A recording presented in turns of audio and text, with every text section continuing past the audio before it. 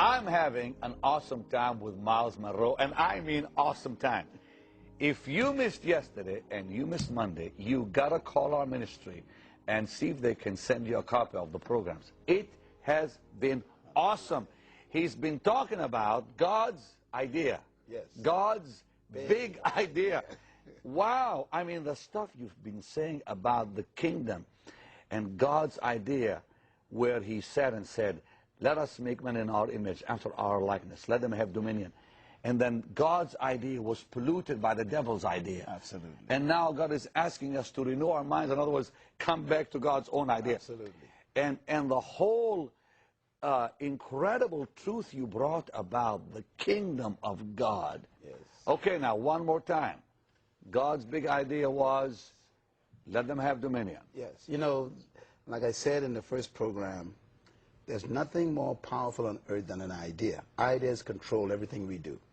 As a matter of fact, we are living our ideas every day. We call them ideologies. An ideology becomes a philosophy, and a philosophy becomes your lifestyle. And every human being, 6.7 billion of us watching this program today, maybe many of you, your partners, maybe in prison, in Europe, in Africa, wherever you are, you know, you are a victim of the philosophy of your culture. And the only way to change your lifestyle is to change your philosophy. The only way to change your philosophy is to change your ideology. And to change your ideology, you need to change your ideas. David calls this word idea precept. He says, Father, teach me your precepts that I may live correctly. You see, your ideas control your life. And what I try to do in this new book is to reintroduce an old idea that is as fresh as tomorrow. And that is, God's original idea was for earth to be a colony of heaven, colonized by his own children, filling the earth with his culture and his morality. In other words, God's plan was for earth to be an extension of heaven with the governing influence of heaven over earth. Christ used two terms that need to be explained. And you know, we talk about the kingdom. I become concerned because a lot of religious people begin to think, you know, oh, there's that kingdom stuff again. But let me just do this first. The only message that Jesus preached was the kingdom message. The question was asked, who do you say I am? They said, some say you are a prophet. Some say you are Elijah come back. Some say you are John the Baptist. In other words, you're a prophet, a prophet, a prophet. Now, the problem with being a prophet is you cannot have a kingdom. You're only a spokesman. Hang on. Yeah. So he turned to them and said, who do you say I am? And Peter says, after a few minutes, Peter says, you know, I believe you are the Christ, the Son of the living God. Now, the word Christ, we know the word Christ, Mashiach, literally means anointed king. It doesn't just mean anointed one, anointed king. Christ says, upon that statement, I'm going to build my ecclesia. Ooh. And ecclesia is the Greek word. It's actually, the word ecclesia was invented by the Greeks.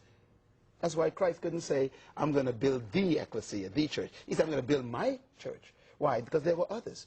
Ecclesia was the name the Greeks gave to the kingdom of a king.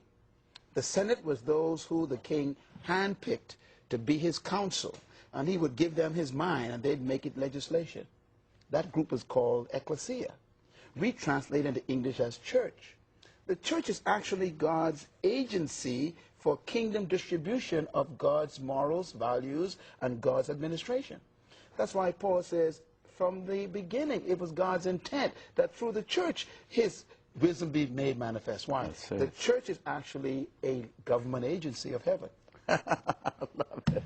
So Jesus said, upon the fact that I am a king, the king, I have the right now to build my kingdom.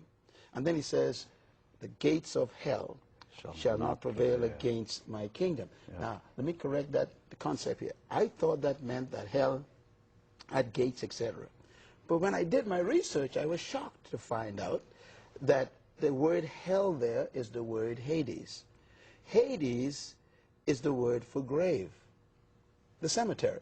Sure. There are three words that are translated hell in the Bible. The King James Version is a great translation, but it doesn't do a good job on these kinds of words. For example, the 3 words in the Bible for hell is the word Gehenna, Sheol, and Hades.